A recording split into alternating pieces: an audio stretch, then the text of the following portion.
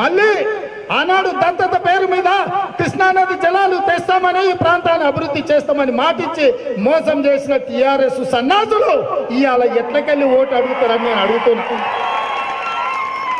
2 ఏళ్లలో కృష్ణానది జలాలు తెచ్చి మీ కాళ్ళు కడిగి నెత్తి మీద చల్లుకుంటా అని చెప్పాను.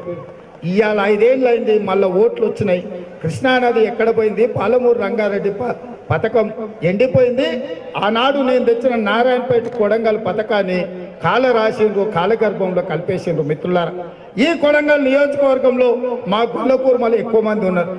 మీ సొమ్ము, మీ కష్టపడ్డ సొమ్ము, మీ రక్తాన్ని చెమటగా మార్చి 40,000 రూపాయలు డీడీలు కట్టిండ్రు మా గొల్లకూర్మ సోదరు.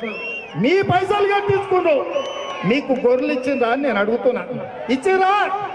మరి ఇవాళ సిరిసిల్ల, సిద్దిపేటలో, గజ్వేల్లో మీరు ఇచ్చుకుంటారు, మా కొడంగల్లో ఎందుకు ఇయ్యరని నేను అడగదలుచుకున్నా. మా పెద్దలు గురునాథ్ రెడ్డి గారు నిలదీయదలుచుకున్నారు. మేమేం పాపం చేసినాం? మేమేం అన్యాయం చేసినాం? మిమ్మల్ని ఎమ్మెల్యే గెలిపిస్తే, మిమ్మల్ని రాష్ట్రంలో ప్రభుత్వం తెస్తే, 2009లో కరీంనగర్ జిల్లా ప్రజలు ఇట్లనే మాయ మాటలు చెప్పి వాళ్ళని నమ్మిది మోసం చేస్తే వాళ్ళు ఓడిస్తారని భయపడి పారిపోయి పాలమూరుకు వస్తే మా కొడంగల్ ప్రజలు నిన్ను భుజాల మీద మోసి పల్లకిలో పార్లమెంటుకు పంపించారు, నిన్ను ఎంపీగా గెలిపించారు. ఇవాళ 2009లో ఈ కొడంగల్ ప్రజలు ఓట్లేస్తేనే కేసీఆర్ ఎంపీ అయిండు. ఎంపీ అయినందుకే ఇవాళ ఆయన తెలంగాణ రాష్ట్రం తెచ్చుకున్నా, సాధించిన అని చెప్తున్నాడు. నేను అడగదలుచుకున్నా, ఆయల్లా నీకు దిక్కు లేనప్పుడు, ఆయల్లా నిన్ను ఎవడు నమ్మనప్పుడు, ఆయల్లా నువ్వు అందరిని మోసం చేస్తున్నావు అని తెలిసినప్పుడు మేము కడుపులో పెట్టుకొని చూసుకొని నిన్ను కాపాడుకుంటే ఇవాళ ముఖ్యమంత్రి 10 ఏళ్ళు అయింది, నువ్వెందుకు ఈ ప్రాంతానికి న్యాయం చేయలేదని నేను అడుగుతున్నా. నిజంగానే నువ్వు ఈ ప్రాంతం అభివృద్ధి చేసి ఉంటే నేను సూటిగా సవాలు విసిరినా. కేసీఆర్ ఆడ కాదు, ఈడ కాదు, ఏమో కాదు, రా కొడంగల్లో తేల్చుకుందాము. దత్తత కాదు, ధైర్యం ఉంటే నువ్వేరా అంబేద్కర్ చౌరస్తాలో తేల్చుకుందామని నేను సవాలు విసిరినా.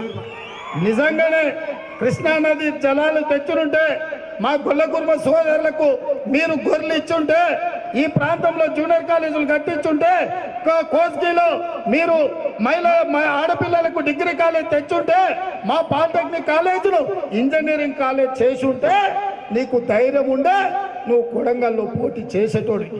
కానీ ఇవేవి చేయలే నువ్వు, కాబట్టి ఇవాళ కొడంగల్కు నువ్వు రాలే. అందుకే మిత్రులారా, ఇవాళ మీరు ఆలోచన చేయండి.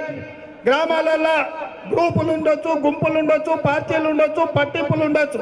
కానీ ఇవాళ ఈ కొడంగల్ ప్రజలకు చేతులెత్తి దండం పెట్టి నేను ఒక్క మాట చెప్పదలుచుకున్నా. ఎట్లయితే పెద్దలు, నేను, గురునాథ్ రెడ్డి గారు, నందారం కుటుంబం ఈ కొడంగల్ విశాల ప్రయోజనాల కోసం ఏకమైనము, గ్రామాలలో అందరూ ఏకం కావాలి, ఒక్క మాట మీదకి రావాలి. ఈ ఎన్నికలు కొడంగల్ ప్రాంత ప్రజలకు కేసీఆర్ కు మధ్యలో జరుగుతుంది. ఈ ఎన్నికలు ఈ కొడంగల్ ప్రాంతం పచ్చని పంటలతోని ఈ ప్రాంత యువకులకు విద్య, ఉద్యోగ, ఉపాధి అవకాశాలు కల్పించడానికి జరుగుతున్న ఎన్నికల పోరాటం. ఈ పోరాటం, ఈ ఎన్నికలు ఆషామాషి ఎన్నికలు కాదు. ఈ ఎన్నికలు కొడంగల్ రైతుల తలరాతలు మారుస్తాయి. ఈ ఎన్నికలు మా కొడంగల్ ఆడబిడ్డల జీవితాలలో వెలుగులను తీసుకొస్తాయి. ఈ ఎన్నికలు మా కొడంగల్ నిరుద్యోగ యువకులకు ఉద్యోగ, ఉపాధి అవకాశాలు కల్పిస్తాయి. ఈ ఎన్నికలు ఈ కొడంగల్ ప్రాంతంలో పేదల పిల్లలకు చదువులు ఇంటికి వస్తాయి. ఆ చదువులతోని మీ ఇళ్లలో ఉద్యోగాలు వస్తాయి. ఈ ఎన్నికలు ఈ కొడంగల్ ప్రాంతంలో ఏం పండుతాయి అంటే, వానకాలు ఒక పూట కందులు వేసుకుంటాం, ఆ కందులు కొనుక్కునేటోడు లేడు, గిట్టుబాటు ధర ఇచ్చేటోడు లేడు అని కల్తీ కళ్ళు తాగి, పురుగుల మందు తాగి చచ్చిపోయే పరిస్థితుల నుంచి మనల్ని బయటకు తీసుకొస్తాయి.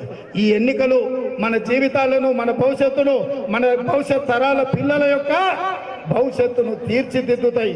ఈ ఎన్నికలు ఈ కొడంగల్ ప్రాంతం దేశ ముఖ చిత్రంలోనే, భారతదేశ చిత్రపటంలో కొడంగల్కు ఒక ప్రత్యేక స్థానాన్ని తెస్తాయి. ఎక్కడుందిరా కొడంగల్ అంటే, ఒకప్పుడు కొడంగల్ ఆత్మగౌరవం కోసం శాసనసభలో నిలబడి కొట్లాడిన, ఒకప్పుడు కొడంగల్ సమస్యల మీద శాసనసభలో నిలబడి ప్రశ్నించిన, మీ ఆశీర్వాదంతో ప్రతిపక్ష ఎమ్మెల్యేగా ఉన్న ప్రశ్నించే గొంతు